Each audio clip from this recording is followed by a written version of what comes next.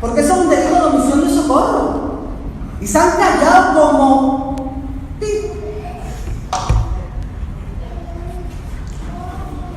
Mira, pues las feministas estamos cansadas de que se nos esté recriminando y que se nos esté examinando constantemente. Porque tenemos discursos ya asumidos y no estamos dispuestas a que ahora mismo estamos debatiendo otra vez si regulación o abolición de la Constitución.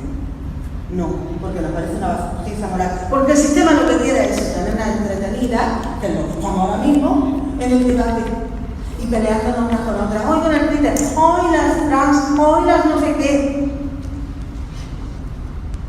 Si estuviéramos en la calle todos los ratos que echáramos en Twitter en el sillón,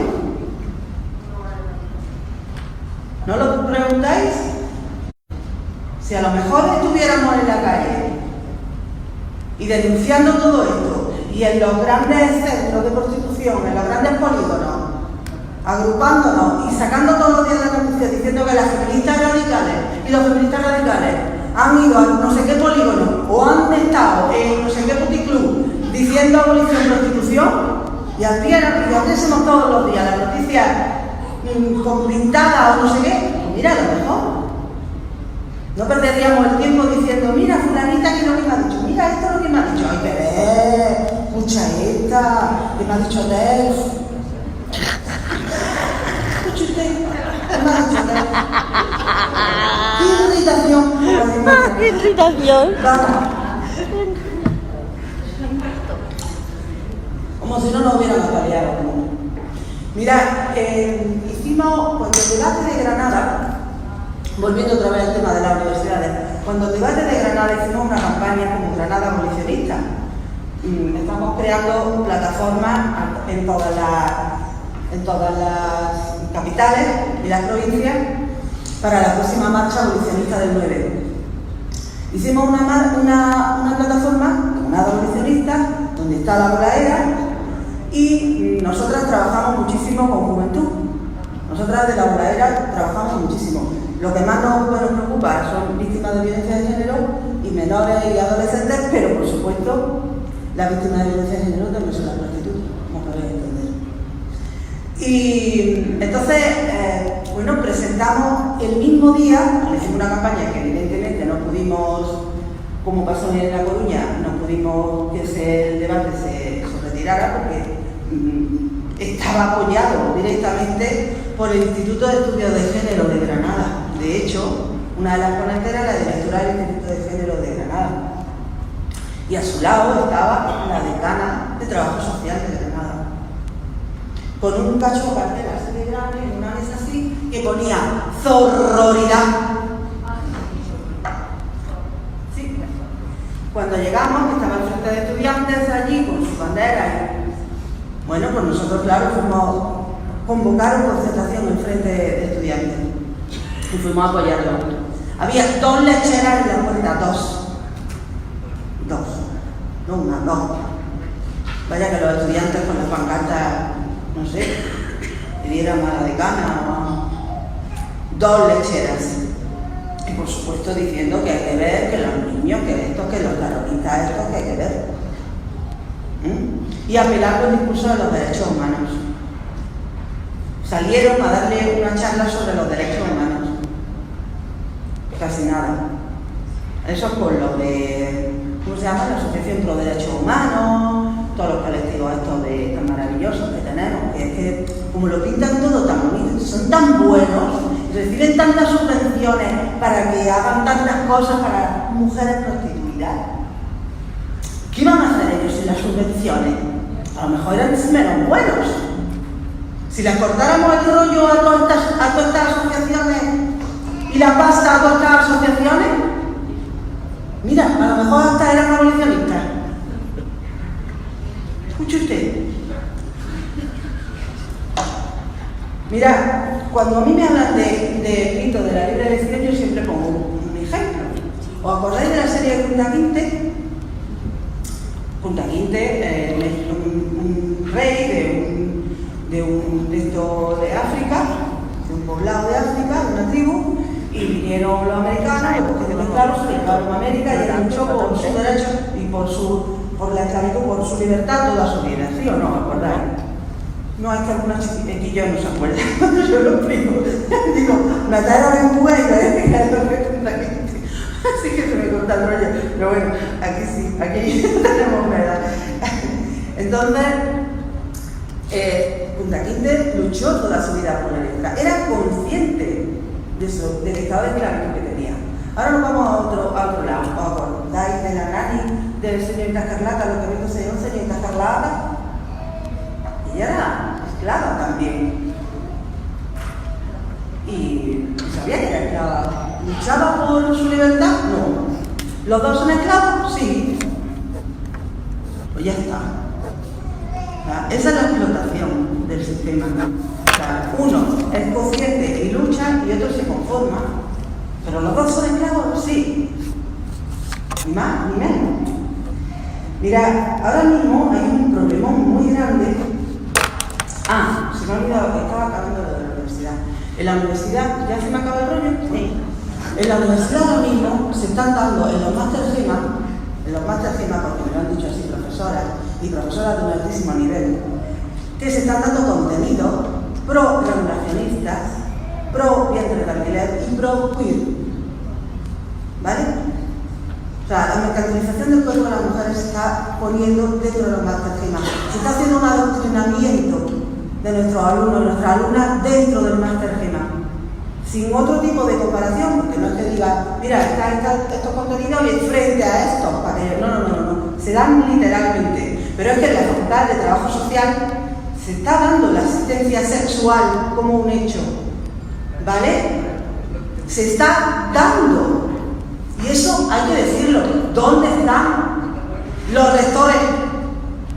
¿Dónde están? Y que permitan un debate sobre abolición, sobre la esclavitud, contra los derechos humanos en una universidad. ¿Dónde están? Pues también digo que la desigualdad crea pobreza, la pobreza esclavitud. Que el sistema crea necesidades continuamente para potenciar el consumo y que ahora confunden por la normalización que he dicho el ocio con la prostitución. Y en Granada nos dan tours turísticos de despedidas de solteros donde lo llevan a un chalet de lujo, a tutiplén, y le ofrecen el servicio de las putas, luego lo llevan por la Alhambra, lo pasean, lo llevan de bares y luego otra vez otra noche con las putas. Eso es lo que se está ofreciendo, pero eso es normal, ¿no? Porque eso es lo que queremos. Eso es lo que queremos. No nos equivoquemos, como he dicho, el sistema tiene nombre y apellidos y se regenera constantemente para crear nuevos productos y necesita cómplices. A mí ya no me vale decir que son feministas.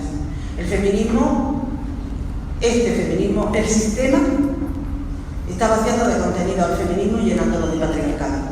Y eso hay que decirlo.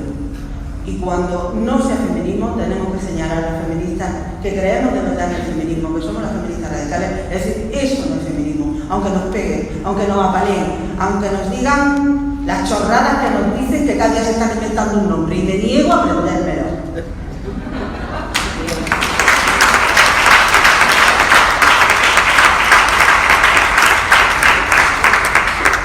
Mira, tenemos, se supone bueno, eso dice, no se supone, porque además todos votamos, ¿no? Y todas las votamos.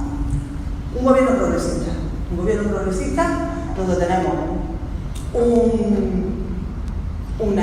ministerio de igualdad,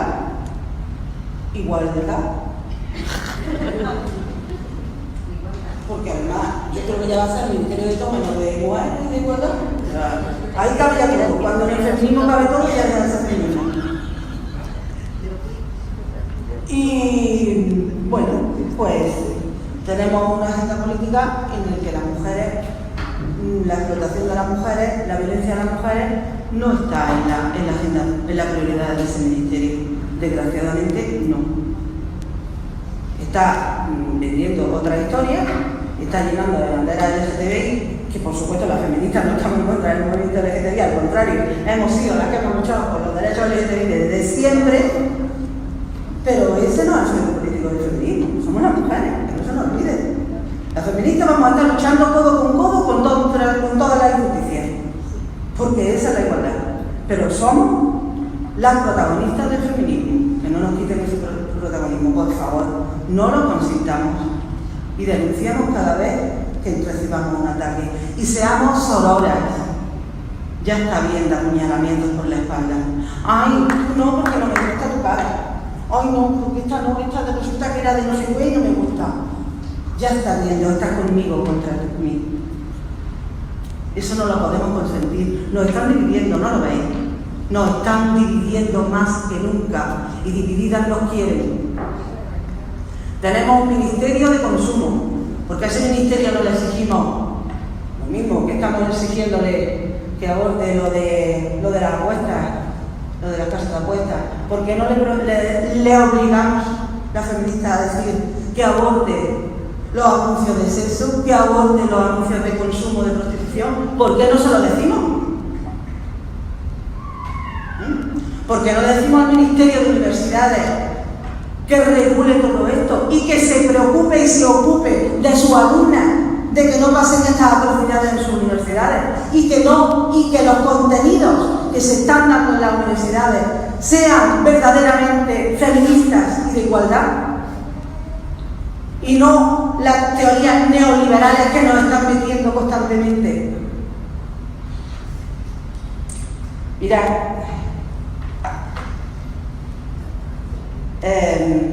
hay dos formas de actuar, por acción y por omisión. Sigamos el rastro del dinero y espero que hayáis cerrado el puzzle. Muchas gracias por la atención.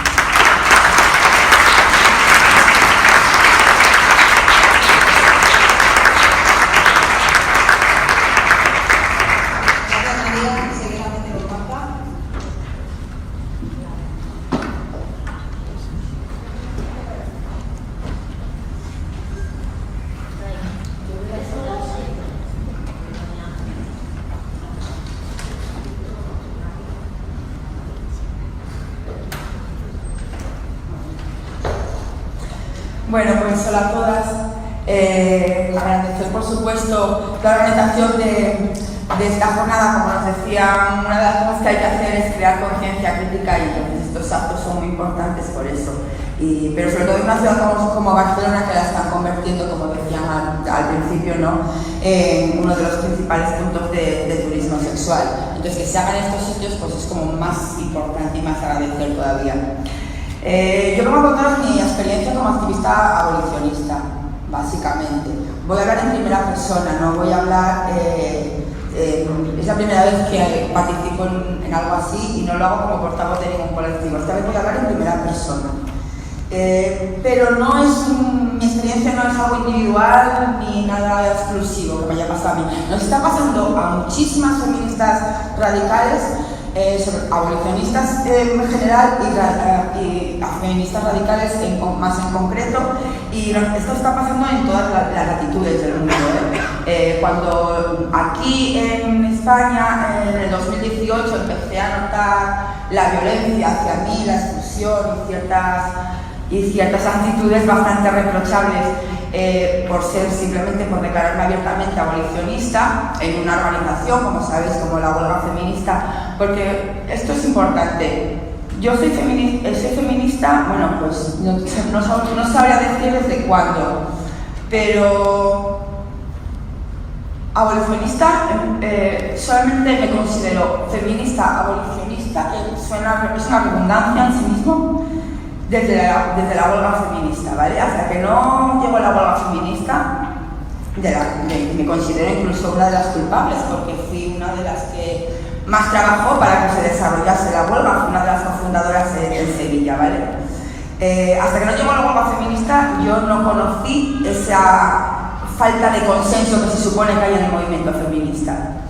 Y porque el feminismo siempre fue abolicionista, por lo menos lo que yo he conocido como feminismo, toda la historia hasta que llegó la huelga feminista y se nos implantó eso como una opción, como que se podía ser feminista y estar a favor de la regulación de la prostitución o de los bienes de alquiler, porque no voy a alargarme en eso, porque estamos hablando de la prostitución, pero eran los dos temas en los que se suponía que realmente nos metieron como una opción ser feminista y apoyar eso. Entonces, yo como activista siempre he sido en reacción a algo de lo que me tengo que defender, algo de lo que el sistema me da, me tengo que defender, a la falta de trabajo, al derecho a la vivienda o a la falta de derechos a las mujeres, ¿no? Siempre ha sido en reacción, y mi activismo abolicionista es, igual que todos los demás, en reacción a la infiltración de un lobby proxeneta que nos está metiendo en el feminismo, pues eso, como opción feminista lo que no es. Bueno, lo que no os voy a contar tampoco todo lo que nos ha estado pasando o lo que me ha estado pasando durante estos 2 años largos o 3, porque bueno, pero quería empezar con una... Esto que veis aquí no tenía pensado ponerlo por encima, no tenía pensado contarlo, pero es que no puedo dejar de hacerlo cuando la alcaldesa ha empezado nuestra mesa diciendo, bueno, nos han puesto el vídeo, ¿no? Y empezaba diciendo que ellos no financian la prostitución y la regulación. Bueno, otra de las cosas que nunca había visto en el activismo, aparte de la violencia que he sufrido desde que me declaré abiertamente abolicionista, es este tipo de financiaciones. Yo nunca había visto que por de repente proponer organizar una huelga, vamos a juntarnos todas las feministas de Sevilla para intentar movilizar cuantas más mujeres mejor y hacer una huelga. Y inmediatamente apareció una mujer que dijo: vale, yo tengo para daros un donativo de 500 euros. ¿Cómo? Yo en mi vida, yo que siempre he hecho, pues, vendiendo chapitas, vendiendo camisetas, un concierto solidario, bueno, cositas así, gotita a gotita, de repente nos llegaron con una donación de 500 euros de Calala, Fundación Mujer. Calala, que es una asociación de aquí, es una Fundación Mujeres de aquí Catalana. Bueno, en aquel momento yo me empecé a convertir en la... Esto fue antes de la huelga, esto fue a principios de enero, ¿vale? Cuando estábamos preparándola. Me empecé a convertir en la mosca cojonera, por decirlo de alguna forma, desde el primer momento, porque, bueno, en el primer momento dije, vamos a saber, ¿alguien sabe quién es Calala? Vamos a buscar su filiación política, qué vinculaciones tiene, antes de admitir el dinero de nadie, vamos a conocer quién es esta gente, ¿no? Y la asamblea estuvo de acuerdo, pero teníamos asambleas semanales y a los 2 días nos llegó un correo a todas que decía: ya tenéis los 500 euros, los tengo en mi cuenta para darme un número de cuenta a cuál os lo paso. Se pasaron la soberanía asamblearia por donde les apeteció, lo denuncié en la primera asamblea: esto no es así, esto no puede ser, esto, si la asamblea ha decidido que se decide cuando tengamos la información, no puede ser, cállate, ahora no toca, esto no, déjalo, ya pasó. Y a partir de entonces, con el no toca, esto ya está, ya lo hablaremos, ahora hay prisa, así fue. Y con el no toca, coló la primera huelga, la del 2018. En cuanto pasó la primera huelga, ya no había tanta prisa por hacer la huelga, y las funciones y las organizaciones concretas para la huelga ya teníamos tiempo para debatir. Empezaron a censurarnos. Cada vez que se proponía un debate, o primero de forma sutiles, no, ahora no toca, es que hay muchos temas, no entra, no da tiempo, es que la asamblea no puede tener 5 horas, nunca entraba, ¿no? Cada vez fueron menos sutiles y empezaron a hacer pues cosas feas, como directamente eliminar el punto del orden del día. Se eliminaba el punto. Cuando no conseguían eliminar el punto del orden del día, pues sencillamente cuando llegaba el punto, es que es muy tarde, lo tenemos que dejar para otro día. Bueno, fue, la verdad, fue muy duro, porque muchas mujeres se fueron yendo, la gente se cansó, y cuando llegó el punto, un punto de inflexión, que fue refugiándose en este falso consenso en el que a las abolicionistas no se nos permitía, queríamos sacar el debate, no queríamos hacer posicionamientos y nuestras argumentaciones, queríamos plantear debates. Esto se nos prohibía porque había un consenso de que no se podía hablar de esto, pero hubo una asamblea en la que directamente las mismas que nos prohibían sacar el tema de la prostitución, yo digo, no, vamos a consensuar la trata. vamos a incluir en el comunicado, por lo menos posicionarnos contra la trata, que ningún comunicado siquiera de la huelga feminista lo incluía. Eso también era posicionarse. En aquella misma asamblea en la que me vetaron por intentar posicionarnos contra la trata, ni siquiera contra la abolición, pasaron una propuesta consensuada de una comisión en la que se iba a hacer una campaña contra la campaña que había hecho el ayuntamiento, porque una cosa que no se ha dicho es que el ayuntamiento de Sevilla tiene una ordenanza abolicionista. Tiene una ordenanza abolicionista además que tiene pues, casi 10 años. Y eso es gracias al movimiento feminista que hay y que lo ha impulsado. Esta ordenanza, bueno, pues se basa un poco en las mismas leyes abolicionistas que los países nórdicos. Ataca a la demanda, a los proxenetas y a los puteros. Y a ella les parece mal que se multe a los puteros, porque entonces nos echan la culpa de que si los puteros se van porque les multan, ellas tienen menos clientes donde escoger y entonces acaban con puteros violentos y la culpa es nuestra por multar a sus puteros. Bueno, pues con esta propuesta de, claro, yo me escandalicé de las pocas que quedábamos allí, que aguantamos allí a pesar de estos juegos sucios. Bueno, pues hubo varios puntos también importantes. Uno fue la primera organización en el 2018, a los pocos meses de la huelga, la primera organización en la Universidad de Pablo Olavide, junto con el colectivo de prostitutas de Sevilla y una hasta entonces compañera en la asamblea. Os tengo que decir, por ejemplo, a las compañeras que tenían una doble militancia y militaban en un partido que se declaraba abolicionista, las vetaban porque era un movimiento apartidista. Sin embargo, y lo tengo que decir porque con nombres y apellidos, sin embargo, las portavoces de Podemos claramente tenían todo el derecho. Es más, os voy a poner un ejemplo. A mí me votaron como portavoz en la coordinadora andaluza. Cada territorio tiene su asamblea y hicimos una coordinadora para comunicarnos entre nosotras. A mí me eligieron como portavoz.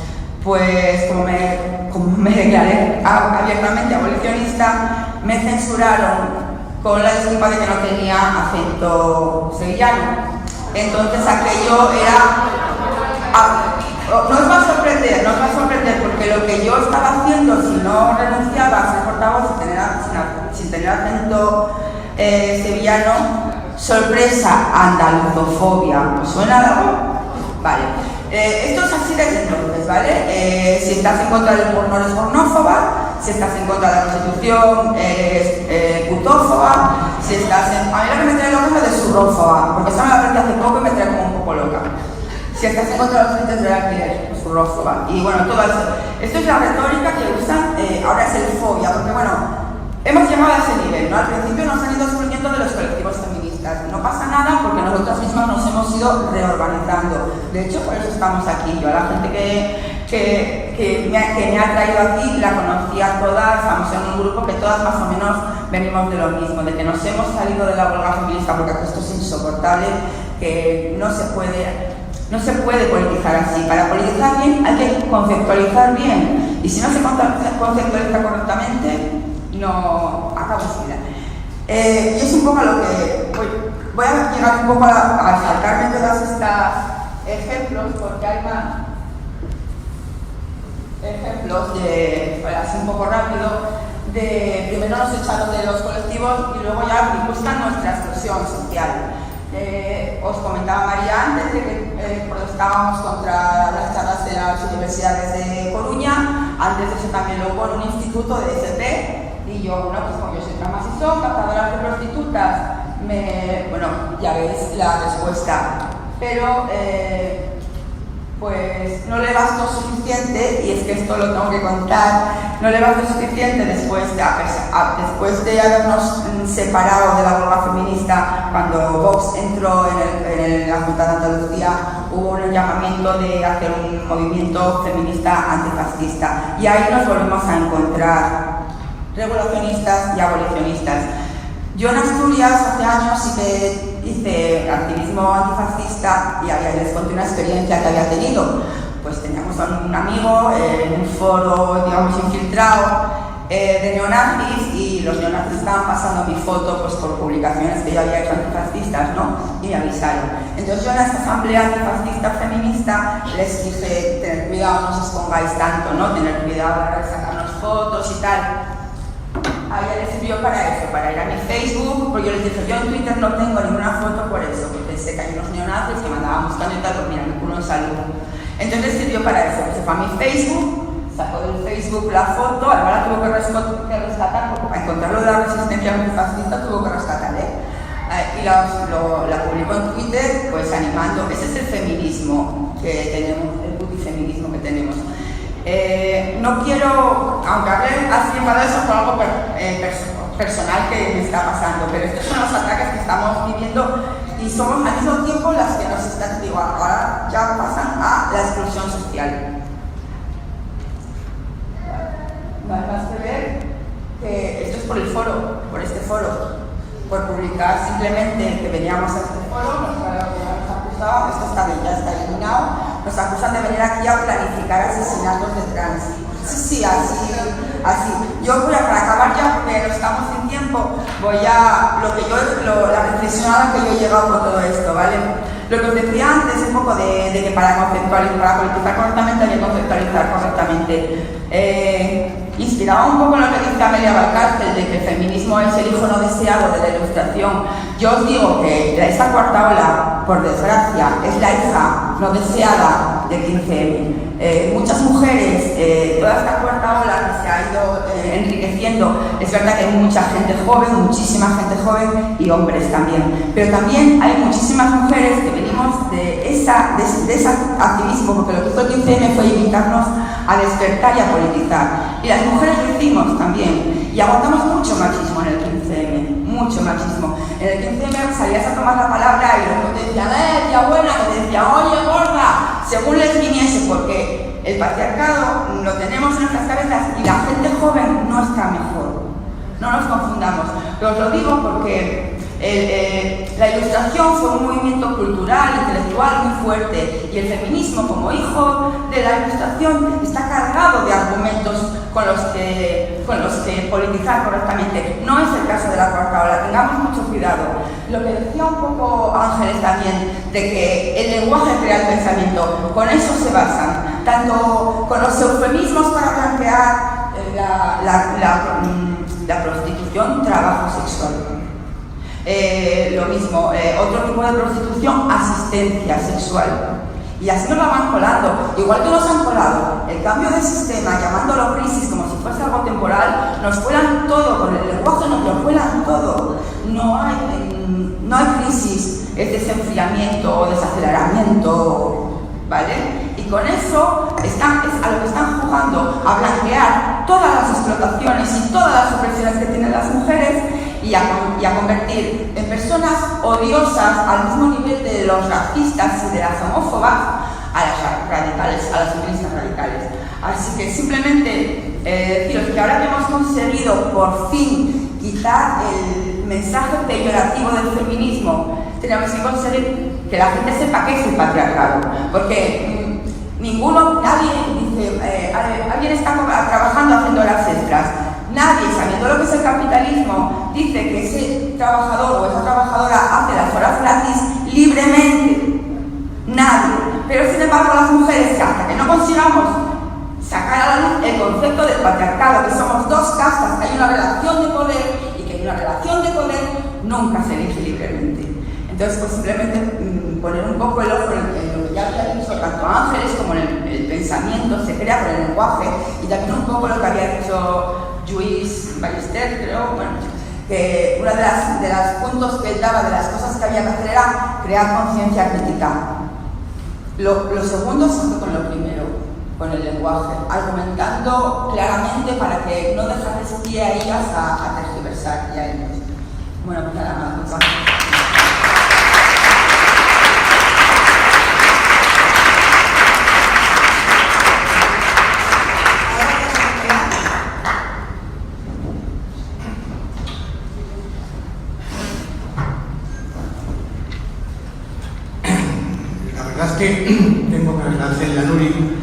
que me deja en una mesa de señoras.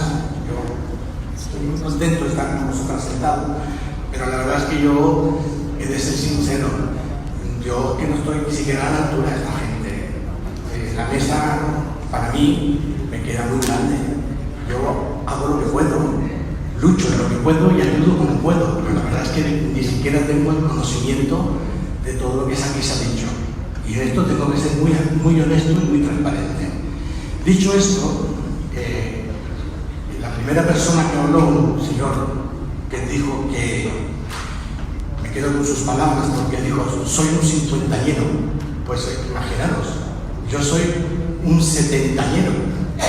Esa es mi realidad. Y pues por lo tanto, soy un abolicionista sobrevenido, indudablemente.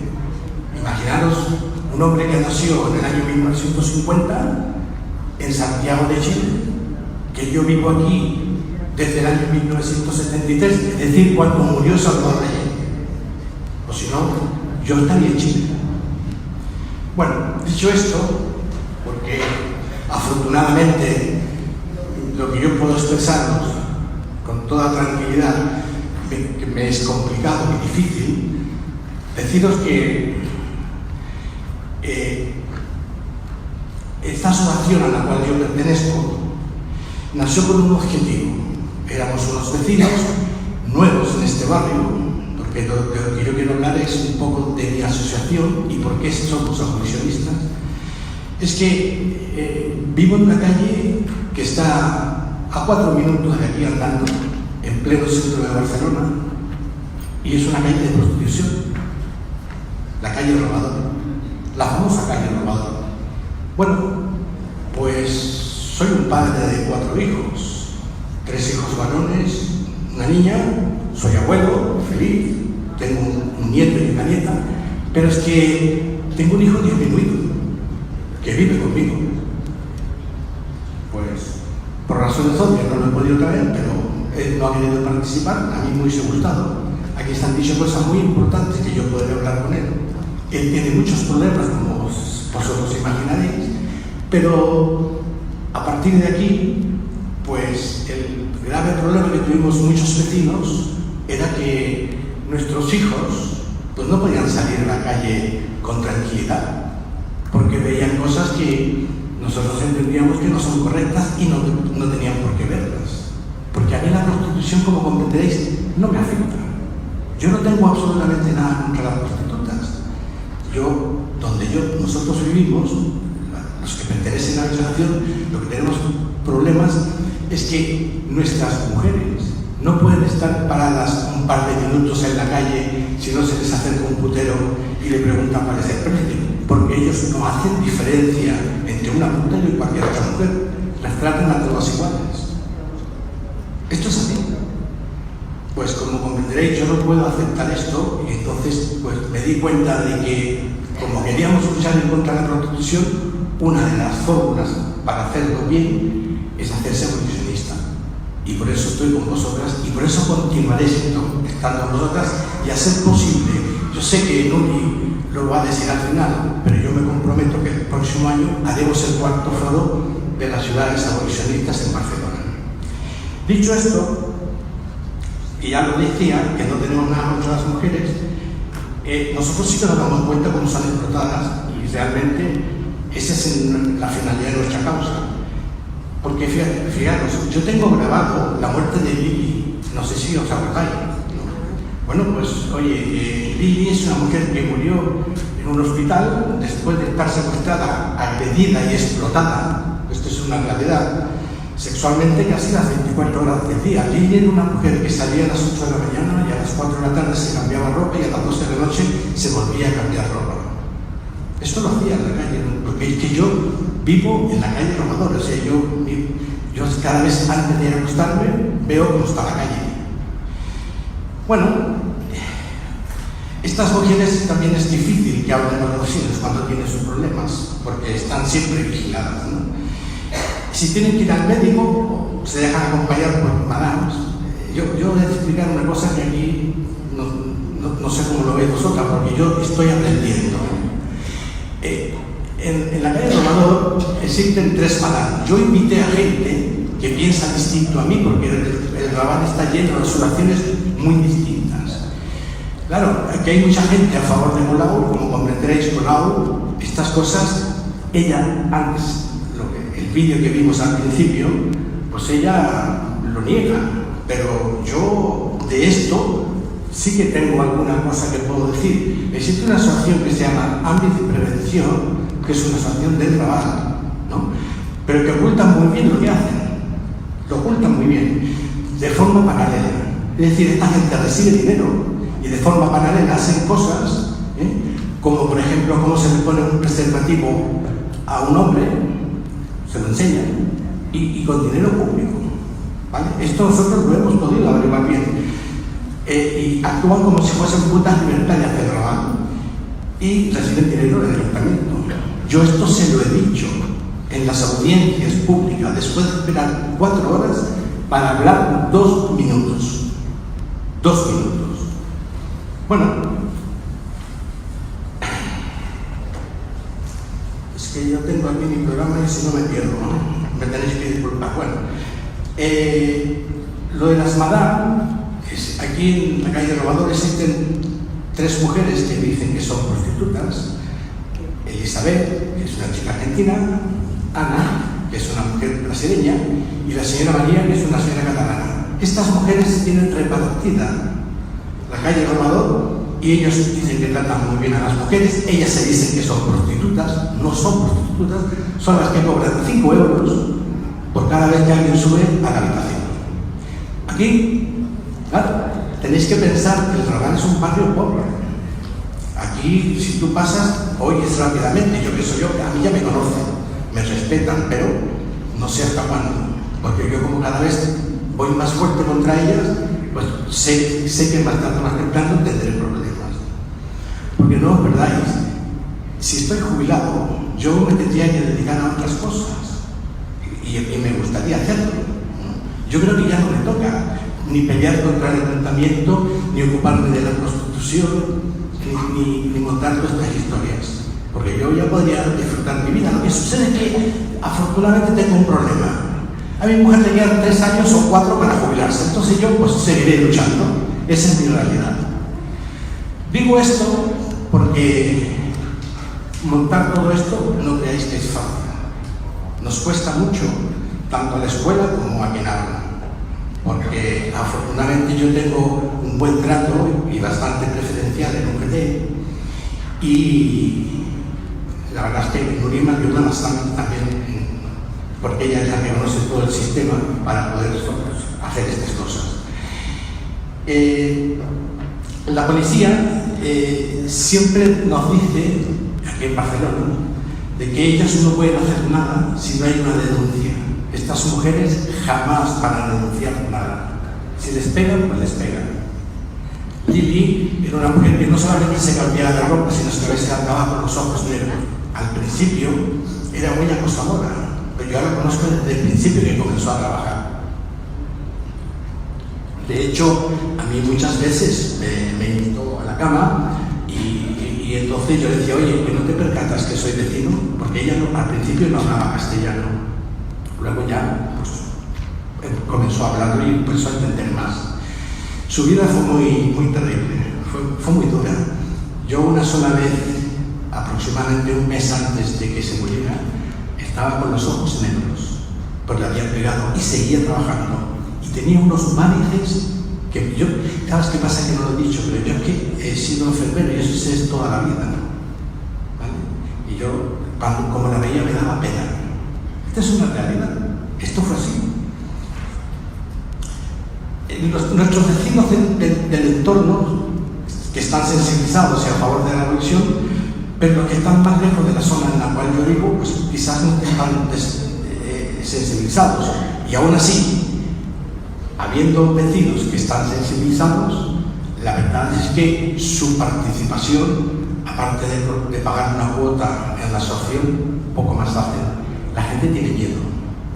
También deciros que en la medida en que la gente tiene hijos, se le hace muy difícil vivir en esta calle.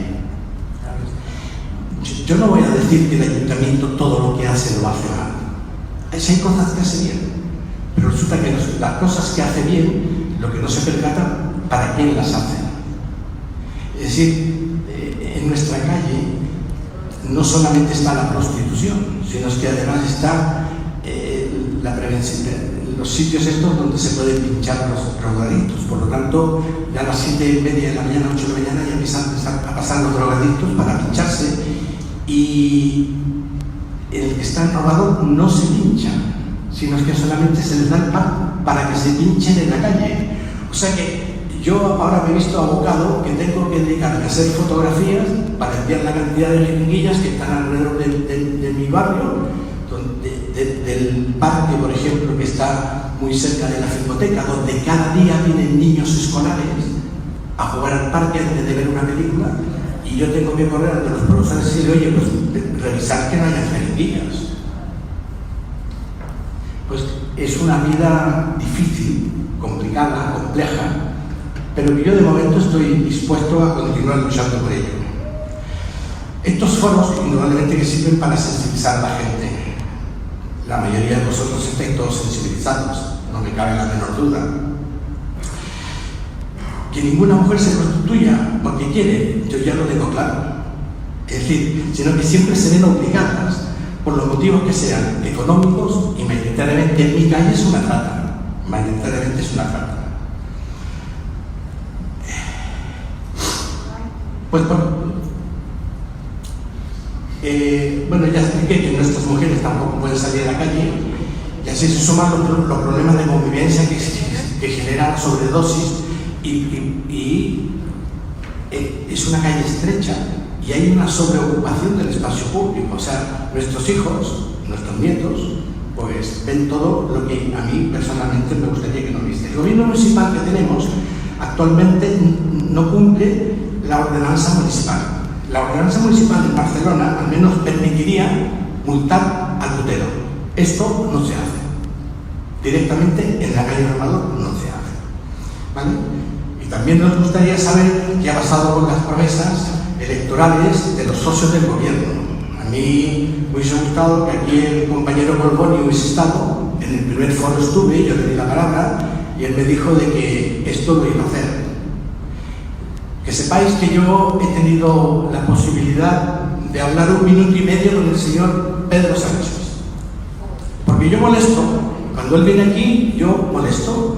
Y entonces se lo he dicho. Le dije, oye, por favor, di algo de la abolición de la prostitución. Lo dijo. Cuando salió, le dije yo, no solo, yo se lo agradezco que lo haya dicho, pero ahora me gustaría que cumpliera algo. Él dice que va a presentar un proyecto de ley en los próximos 2 años y él entiende que lo más probable es que no salga aprobado. Bueno, a mí, ¿saben para qué me serviría esto? Para cuando voy al ayuntamiento, a cada partido político, decirle, oye, vosotros sois puteros porque no queréis aprobar esta historia. Y esto es lo que yo, pues más o menos, no sé si he dejado claro a qué es lo que nos dedicamos, cómo lo hacemos, con cuánto esfuerzo, y que tampoco somos tantos. También soy una asociación pequeña, igual que la compañera de Canal. Pues estuve, ya con esto ya termino, no sé si será del gusto de todos vosotros, Amelia Viganus, supongo que la conocéis, ¿no? Y en un foro de Santa Coloma, hace 3 o 4 meses. A mí me gustó mucho cosas que dijo y me gustaría que no las haya escuchado yo recordárselas. ¿Cómo se fabricaba una puta? En Rumanía ella explica que cómo se encontraba con hombres que eran todos acosadores y que todo su acoso quedaba siempre impune. Las putas, dijo, no tienen paz. En España la demanda de la prostitución es muy elevada. El prostíbulo para estas mujeres es como un campo de concentración. Y eso es terrible. Pero al final yo me quedo con lo último que dijo, que se siente privilegiada porque actualmente ella podía pensar. Porque esto sí que yo me lo creo. Pensar es un acto de rebelión. Muchas gracias.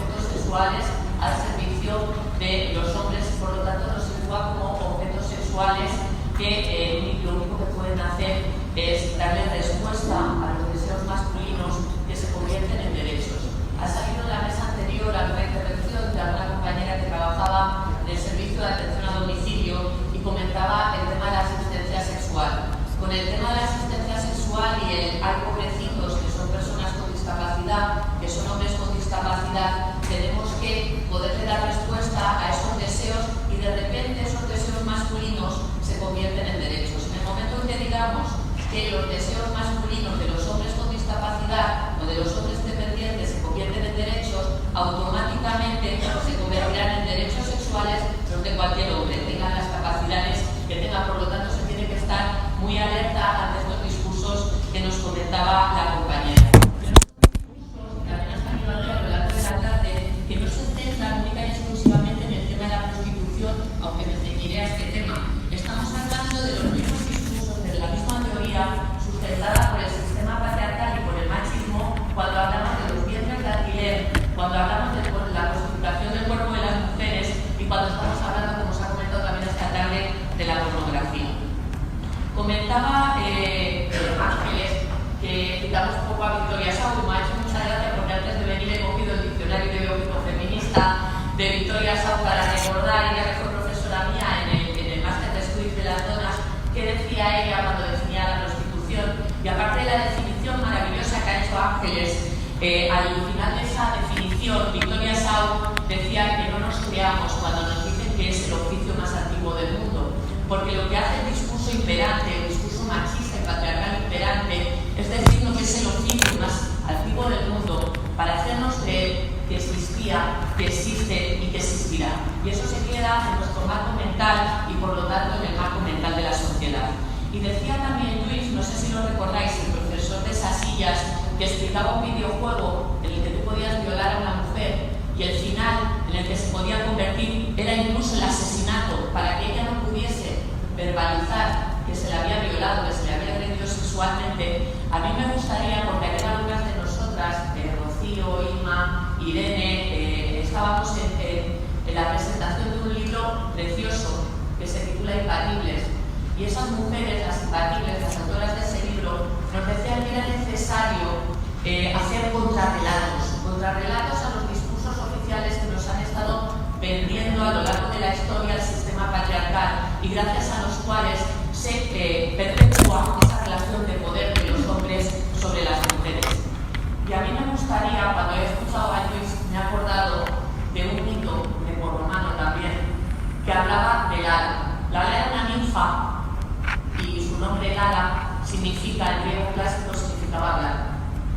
Y Lala era una ninfa que vivía por el bosque y uno de esos dioses que existen en la mitología grecorromana y que todavía se enseñan sin crítica feminista en los centros educativos y en las universidades de este país y de todos los países del mundo y que forman parte, por lo tanto, de nuestra mentalidad, de nuestro marco teórico, político y cultural, pues Lala iba por ese bosque y uno de esos dioses la viola. Y no únicamente la viola, sino que después de violarla le corta la lengua para que no lo pudiese explicar. Y a partir de ahí, Lala pasa a denominarse tácita muta, que quiere decir la que no puede hablar. Ese mito grecorromano tiene muchas similitudes al juego que nos explicaba Luis, que están jugando nuestros niños y nuestras niñas. Y tanto uno como otro son métodos de socialización y de educación en el sistema machista y patriarcal. Yo os decía esto porque os traía una cita de Demóstenes en el siglo IV a.C. que afirmaba: tenemos cortesanas para el placer, concubinas para nuestras necesidades cotidianas y esposas para que nos den hijos legítimos y sean las guardianas fieles de nuestras casas. ¿Os suena? Pues a mí, lamentablemente, 25 siglos después, este texto es de Demóstenes, como os decía, del siglo IV a.C., 25 siglos después me suena y mucho. De hecho, en aquel entonces, las mujeres que se dedicaban a la prostitución, las concubinas, que dice Demóstenes, eran las mujeres más pobres de la sociedad griega. Esas mujeres no tenían ni siquiera el estatus de ciudadanas. Y a mí me gustaría ahora leeros un texto que es de hace tan solo unos días, publicado en el periódico El Público, y que dice así. Richard Pauling, profesor emérito de la Universidad de Ottawa, señalaba a su paso por Madrid en el año 2017 que España, lo han dicho ya también las compañeras, era el país con mayor demanda de mujeres que ejercen la prostitución en toda Europa. Según datos de la Encuesta Nacional de Salud Sexual del año 2009, el 32% de los hombres en nuestro país reconoce haber pagado por sexo. El 32% lo reconoce. Como decía la compañera, lamentablemente todas y todos debemos tener amigos, hermanos, padres que han pagado por ese sexo. La demanda de sexo de pago forma parte hoy de las actividades de ocio masculino. Devastar mujeres mediante la invasión sexual se ha convertido en una forma inicua de diversión de los varones.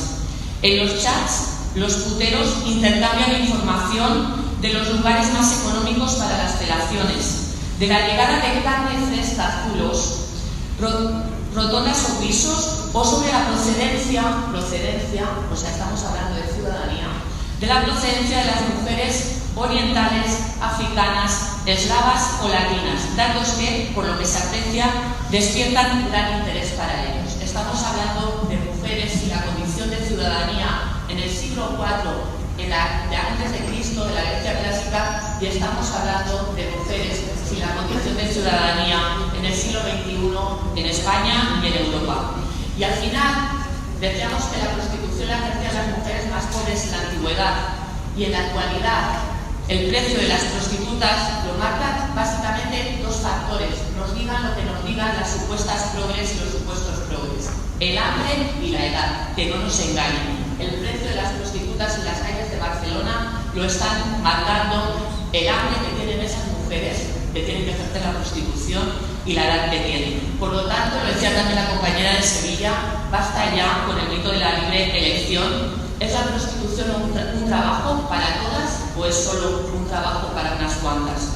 Todas, mientras exista el patriarcado, mientras exista el machismo y por lo tanto la desigualdad entre mujeres y hombres, existirá la prostitución. Y todas, mientras exista la prostitución, seremos mujeres potencialmente prostituidas por los proxenetas. Nosotros y nosotras, cuando gobernamos en la Generalitat de Cataluña, en el año 2009 con el tripartito, aprobamos un plan, ya sé que no es lo suficientemente ambicioso y estoy completamente de acuerdo con lo que comentaba Ángeles, no tenemos que conformarnos con la trata, tenemos que ir mucho más allá, pero aprobamos un plan de lluita contra el tràfic amb fins d'explotació sexual. Solo un dato para que quede claro cuál es el compromiso del actual gobierno de la Generalitat con la lucha contra la trata y con la lucha contra la prostitución. Los datos que tenemos últimos son del año 2009, año en el que se aprobó el plan, año en el que gobernaba el tripartito y año en el que se atendieron a 1.031 mujeres en un solo año. Nunca más se ha sabido cuántas mujeres han sido atendidas en ese plan. El instrumento que nosotros y nosotras utilizamos para luchar contra la trata es la red de municipios libre de trata de mujeres y niños y niñas con finalidad de explotación sexual. Yo os he de decir que lamentablemente la moción que presentamos en todos los municipios está liderada básicamente, con alguna excepción, por el Partido Socialista, pero que en muchos municipios es rechazada por la mayoría de fuerzas supuestamente izquierdas, entre otras Barcelona, en la que se presentó y que los comunes se aliaron con Esquerra Republicana y con la CUP para que no se aprobase esa moción. Esas son las alternativas de las que hablaba la alcaldesa Colau en el vídeo que hemos visto al inicio de esta mesa y que creo que es importante dejar claras. Esas son las alternativas que ella está dando a esas mujeres. Os querría dar, porque nos pedían las compañeras que diéramos ejemplos, buenas prácticas de algunos municipios. A mí me gustaría destacar dos municipios en los que hemos trabajado a partir de estas mociones, porque las mociones aprovechamos para introducir acuerdos que van más allá de la contra de la trata, que van más allá de ir contra la trata y de intentar ir directamente a poder luchar contra la prostitución en nuestros municipios. En el municipio de Gavà, no sé si conocéis vosotros la campaña que hemos realizado de la prostitución que se realizaba en la calle, en las calles sobre todo cercanas al paseo marítimo de Gavà, que había una campaña publicitaria que decíamos, quizá a ti te gusta, ellas no están disfrutando, ellas están sufriendo, ¿no? Desde el año 2017 que aprobamos la ordenanza y en la que se empezó a trabajar para multar a los puteros y no a las mujeres prostituidas, porque a mí me gustaría también decir a Ángeles que el lenguaje es muy importante. No son prostitutas, porque ellas no crearon la institución de la prostitución. La prostitución la crearon los hombres, la crearon los machos, por lo tanto ellas son mujeres prostituidas que están siendo explotadas sexualmente. En el año 2017 en Gavà se empezó a aplicar esa ordenanza por la que la multa se realizaba directamente a los puteros, no a las mujeres que ejercían la prostitución, y esa multa iba a parar a los buzones de sus casas. En el año 2017 había 14 mujeres prostituyéndose en Gabá. En el año 2018 esas 14 mujeres pasaron a ser 7.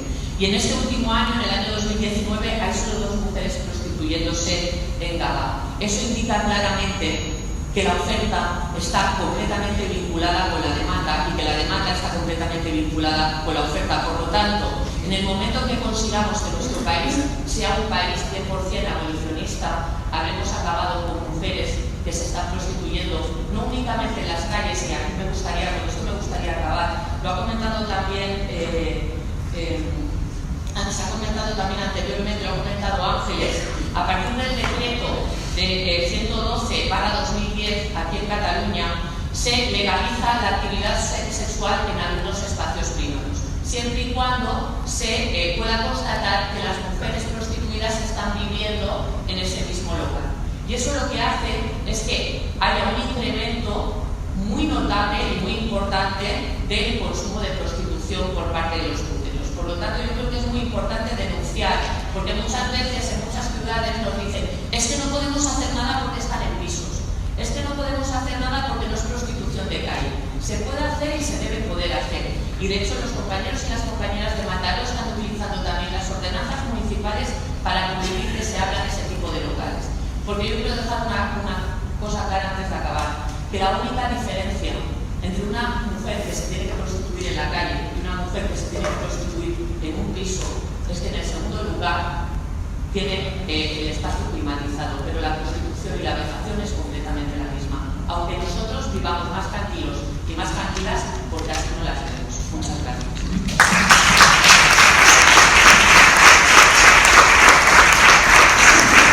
Muchas gracias, Sonia. Una vez finalizada la mesa, haremos un pequeño turno de intervenciones. Si queréis, si tenéis algún tipo de intervención, levantad la mano, las hablaríamos y luego respondería para el final.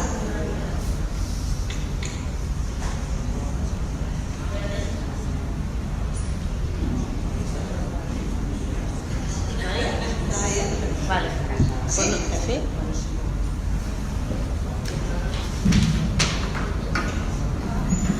Yo quería hacer 2 preguntas. Una para Iván, sobre la relación que tienen con otras asociaciones de vecinos, porque a mí me ha sorprendido muchísimo y para bien que sea la primera vez que hablo un acto de este tipo en el que el representante de una asociación de vecinos habla desde una perspectiva abolicionista.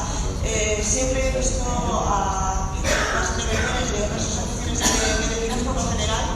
¿Sí? Yo te quiero responder, pues que no te escucho. Vale, perdón, ¿ahora mejor? Sí, mejor. Sí, decía que es la primera vez para mí que asisto a un acto de este tipo en el que el representante de la asociación de vecinos se manifiesta abiertamente abolicionista. Cuando he acudido a actos en los que algún representante de asociaciones de vecinos habla de estos temas, lo hace desde el punto de vista de la seguridad ciudadana, de la convivencia, del uso del espacio público. Entonces quería saber cómo es la relación con otras asociaciones de vecinos que también trabajan en esta misma problemática.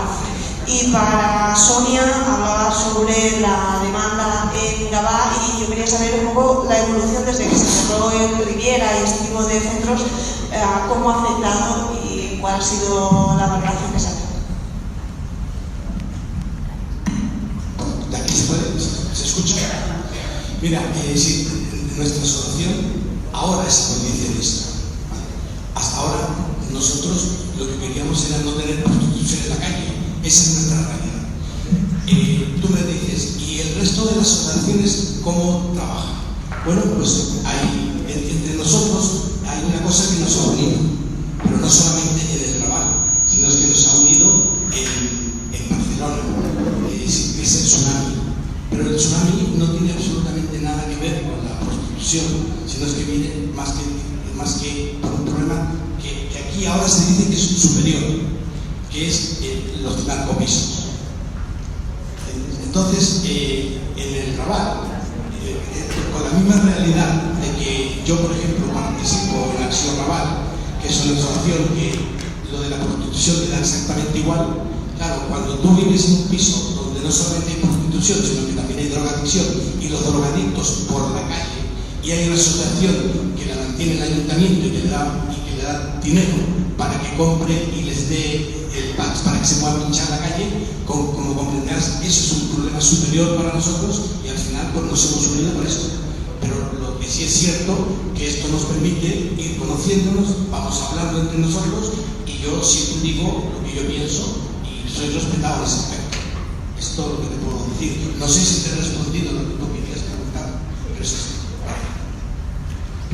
La pregunta que me realizabas, ¿está bien cerrar locales? Yo creo que lo tenemos que hacer, que tiene que ver que es una medida de presión y que estamos, que no den nuestro aliento en su nuca, pero yo creo que es importante también que hagamos instrumentos legales más allá de lo local que nos permitan actuar globalmente, porque si no, única y exclusivamente lo que podemos hacer, desgraciadamente, es desplazar a los fruteros y con ellos a las mujeres que ejercen la prostitución. Por lo tanto, es importante que más allá de las ordenanzas municipales, que son importantes y que son buenas prácticas que debemos aplicar, o el cierre de locales, la persecución de esos locales, se tiene que actuar de manera, tener una estrategia global para definitivamente poder conseguir la abolición de la prostitución.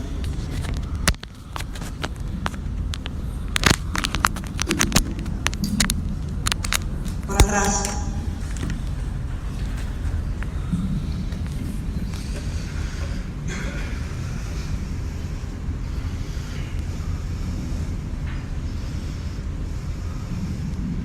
Hola, bona tarda. Bien, primer agradecer la mesa, no solo la primera, que también ha sido muy interesante, sino la segunda. Ángeles, siempre es un placer oírte, de verdad. Y se han hecho cosas muy interesantes, tanto desde la compañera de Granada como desde la Sevilla. La verdad es que me ha gustado mucho. Al presidente he tenido la oportunidad de los otros foros escucharlo y sé de la problemática que vive. Y a la compañera Sonia también le voy a pedir alguna cosa. Veamos, visto lo visto y oído lo oído. El tema del convenio, que me ha llamado mucho la atención, soy jurista y lo desconocía, francamente. Pienso que a nivel local, ya no solamente a nivel de la abolición o leyes abolicionistas, o que las consigamos de manera que tengan una ejecución gradual, como bien decía también Ángeles, pero sí que es verdad que a nivel local, en el tema de los pisos, la aplicación de este convenio abre una puerta muy interesante en el tema de las ordenanzas, tanto para que la policía local intervenga, sin más, porque la ratificación de ese convenio que ya ha hecho España y la aplicación por parte de un ayuntamiento de llevarlo a cabo abre unas posibilidades interesantes a determinadas ordenanzas que pueden estar publicadas, hechas o no, pero sí que es una herramienta que yo creo que vale la pena tenerla presente. Estamos en un foro de ciudades, por tanto creo que vale la pena como herramienta interesante a tenerlas. Y por otro lado, sí que creo que la estrategia de los grupos abolicionistas que hay pues en toda España, los grupos de chat, de estas cosas que estamos algunas, bueno, en cualquier caso creo que una estrategia conjunta a partir de la propuesta que hacía Ángeles me parecería muy interesante y algo que valorar. Gracias. Si os parece bien, acumularemos. Estaba ya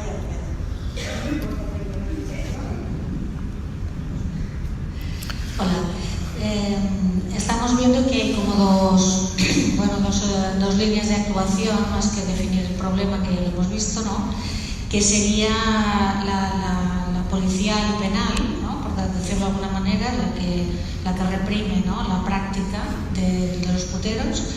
Pero me gustaría saber, de parte de la mesa o de cualquiera de los compañeros y compañeras que hay aquí, si conocéis experiencias de apoyo a las mujeres para salir de la prostitución. Es decir, de qué forma, desde los servicios sociales o desde los ámbitos laborales o desde los ámbitos de recuperación del proceso de victimización que significa la prostitución, se está trabajando.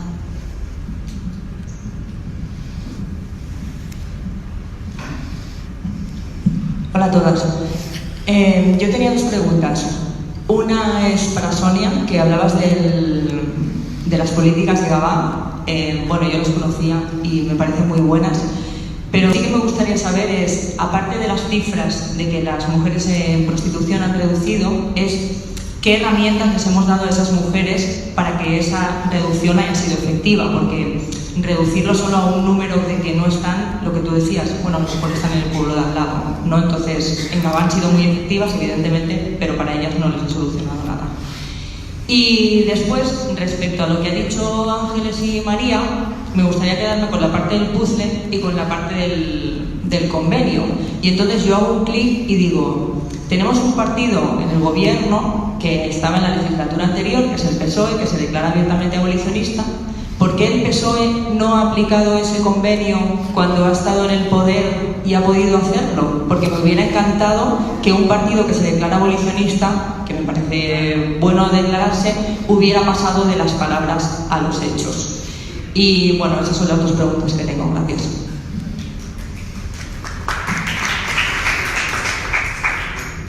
¿Puedo yo? Vale. Bueno, yo no voy a hacer una pregunta, es solo que quería compartir con Marta, que nos ha explicado su experiencia en la asamblea de la huelga, ¿no? ¿Vosotros la llamáis así? Vale. Pues es que has descrito exactamente la situación que tenemos aquí en Barcelona.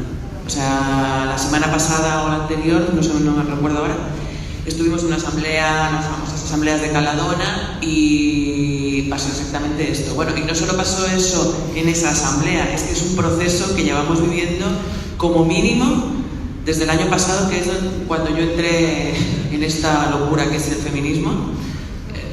Sí, antes, 3 años ya. Bueno, mi experiencia personal, que se remonta a un año, es exactamente el caso que tú has explicado, y aquí en Barcelona lo vivimos de la misma manera. Nos vetan, nos expulsan, no nos dejan debatir, nos agreden, nos insultan. Cuando votamos, votan con el dedo en alto, mirándonos. Quiero decir, es una violencia brutal. Y realmente, pues, quería solidarizarme contigo. Dije que iba a contar una experiencia personal que está muy lejos de ser individual y exclusiva. Está pasando en muchos lados que constan que la de Barcelona de cara a cara, porque la micrófono hablo bastante alto. La violencia que es digamos por la espalda, o sea, de cara a las redes, a mí a la cara es una sonrisa, una dulzura, y luego cuando llega a su casa pues saca la foto y sabe lo que digo, pero de cara a la galería, digamos, actúan la violencia como vivís vosotros, y desde hace tiempo ya, porque tan descarada así en presencia, en física, digamos. Yo creo que como Barcelona no he conocido en España, porque sí es verdad que cuando ya empezábamos a denunciar los primeros casos de vetos y exclusiones, a las compañeras feministas radicales en Argentina las estaban echando a empujones de las asambleas y no supimos poner nuestros barbas a remojar. Pero no es exclusivo, nos solidarizamos todas con todas, es la sororidad, ¿no? Porque estamos viviendo todas lo mismo. Aquí el cuerpo a cuerpo estamos a esto de llegar al cuerpo a cuerpo. Y además, que suelen ser guiones que se les condenas, pero siguen los centros y dentro de centros y de una forma que ya la cabeza. Estamos a esto de llegar al cuerpo a cuerpo. Ten cuidado que te llamarán transfoba. Vale. Ya dejaremos ese tema para otro día, pero bueno. A ver, lo del convenio. Vamos a ver. Bueno, lo primero, con relación a los... Hay organizaciones que están trabajando. El problema que tienen las organizaciones, igual que el problema que tiene la Fiscalía en este país, es que no tienen instrumentos. Es decir, es que las reformas legales son urgentes. Yo en el relato que he hecho he explicado que tenemos que rescatar el convenio, que está ratificado en el 62, pero que nos lo cargamos en el año 95. En el año 95 gobernaba el PSOE y eliminó la tercería locativa del Código Penal. Por ahí había alguna jurista, lo conoce perfectamente. La cuestión es, bueno, ahora estamos en ahora. Yo, cuando se hace esa reforma, era una persona jovencita que ya estaba militando en el movimiento feminista, pero el Partido Socialista y las mujeres del Partido Socialista han tenido dentro de la organización influencia y capacidad de incidir en las políticas y en los programas del Partido Socialista muy recientemente. En el año 95, bueno, tú eres más jovencita, pero en fin, las mujeres del PSOE se habían peleado las cuotas. Esta batalla la perdieron.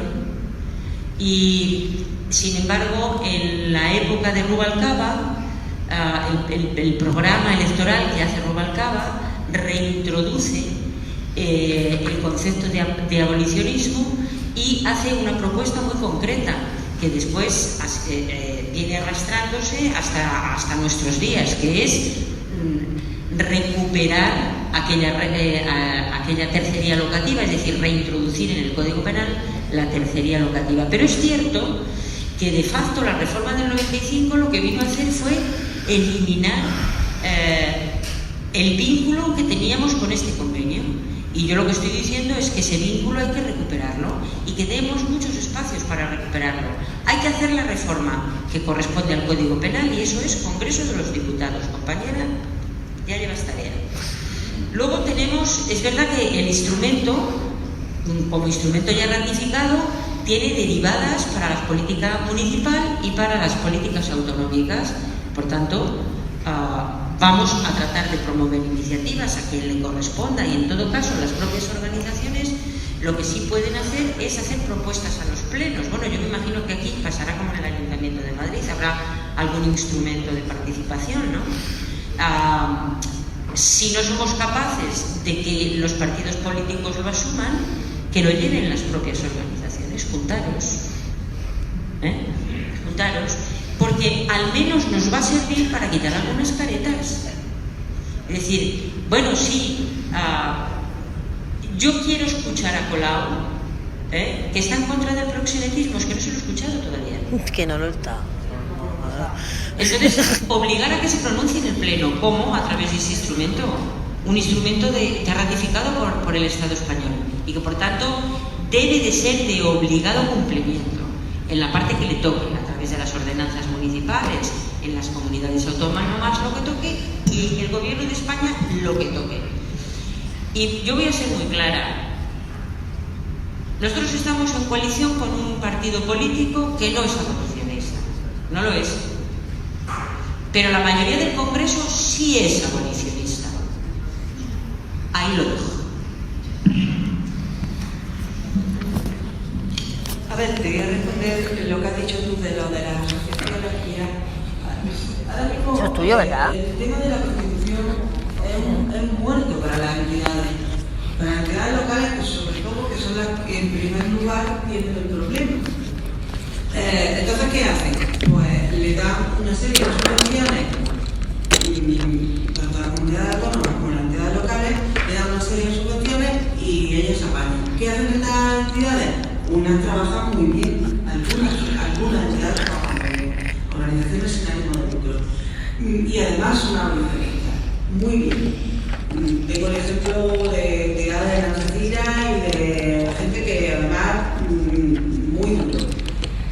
Otras, ya nada te digo que reparten condones y apelan a los derechos humanos, como te he dicho antes, o decido que, bueno, que la libre elección y que, o sea, es que esto es lo que hay. O sea, se están quitando el muerto. En Granada tenemos una ordenanza de la convivencia en donde se multa a las mujeres prostituidas y a los puteros, perdón. A las mujeres prostituidas y a los puteros. Esa es la ordenanza de la convivencia que tenemos. Hasta un gobierno del PSOE, eso lo aprobó un gobierno del PSOE, luego hasta un montón de años un gobierno del PP, que lo sacaron al alcalde esposado, luego hasta 2 años un gobierno del PSOE, que no la ha quitado, y ahora tenemos un gobierno de Ciudadanos, PP y de Vox nacional. ¿Vale? Entonces, yo lo que digo es que, bueno, que las hectáreas, los proderechos humanos, las adoratrices, que por favor, que las que van a repartir condones y a echarnos el mono a las criaturas, que vamos a quitarle vamos, venga, ¿qué? Dame. Vamos a evaluar qué es lo que estáis haciendo. ¿Por qué no se evalúan las cosas en este puñetero país? ¿Por qué? No se evalúa nada, de lo que con respecto a las mujeres nada. No se evalúa la ley de igualdad, no se evalúa la ley de violencia, no se evalúa el pacto de Estado. Pero qué puñetas estamos. ¿Qué es lo que pasa aquí? Si no se evalúan las leyes, ¿cómo sabemos el control de esas leyes? ¿Y si son productivas o no son productivas? No se evalúa, pero llega el que llega, el gobierno que llegue. ¿Por qué no lo estamos viendo? Mirad, los barcos se hunden desde dentro.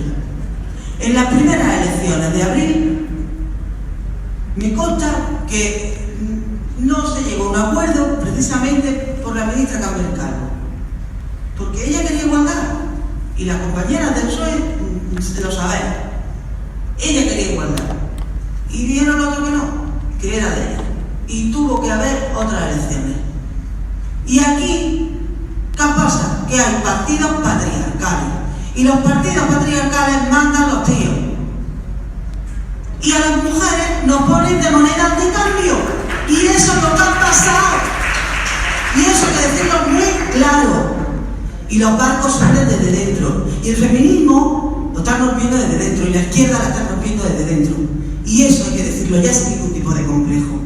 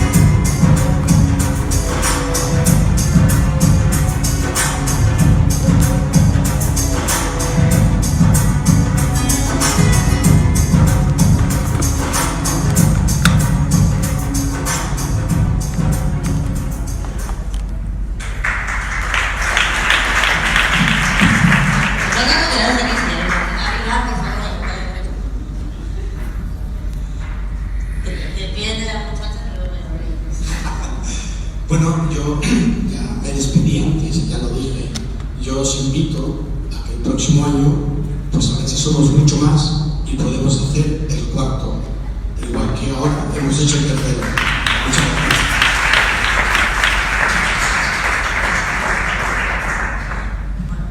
Perdón, y a Jordi Camayonga, que es el secretario que nos ha permitido tener esta sala, como está presente, decirle que el año que viene, que aún no está jubilado, que nos otorgue la sala.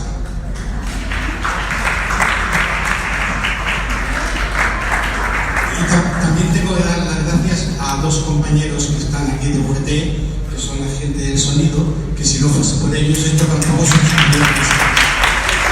Y que están en su tiempo libre dedicado a nosotros. Lorena, te lo voy a hacer muchos sitios de la música. Bueno, queridas compañeras y compañeros, a las ponentes y los ponentes, muchísimas gracias por venir. Que quede claro que aquí no cobra nadie. Lo digo porque luego dicen por ahí que estamos todas subvencionadas y que los chiquitos.